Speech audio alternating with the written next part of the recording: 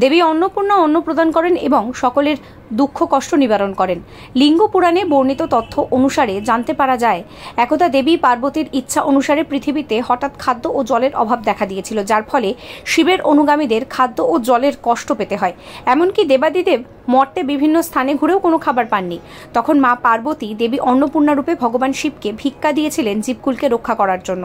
তবে কি জানেন, এই বাংলার বুকেও উত্তর 24 পরগনা জেলায় মা অন্নপূর্ণার এমন এক প্রাচীন মন্দির আছে, যে মন্দিরের বিগ্রহের প্রাণ প্রতিষ্ঠা করেছিলেন স্বয়ং শ্রী শ্রী রামকৃষ্ণ পরমহংসদেব। ব্যারাকপুরের টিটাগড়ে অবস্থিত এই সুপ্রাচীন মন্দির, যা শিব শক্তি অন্নপূর্ণা মন্দির নামে পরিচিত। কথিত আছে, দক্ষিণেশ্বরের ভবতারিণী মন্দিরের প্রতিষ্ঠার ঠিক 20 বছর পর এই মন্দির প্রতিষ্ঠা করা হয়। এই মন্দিরের প্রতিষ্ঠাতা ছিলেন রানী রাসমণির দাসী কনিষ্ঠা কন্যা জগদম্বা দেবী। মন্দিরটি নির্মিত হয়েছিল বঙ্গীয় স্থাপত্য শৈলীর নবরত্ন মন্দির ধারায়। যেহেতু ব্যারাকপুর টিটাগড় অঞ্চলের প্রাচীন নাম চাণক্য ছিল, সেই সূত্রে এই মন্দিরটি চাণক্য মন্দির নামেও পরিচিতি লাভ করে। Follow for more.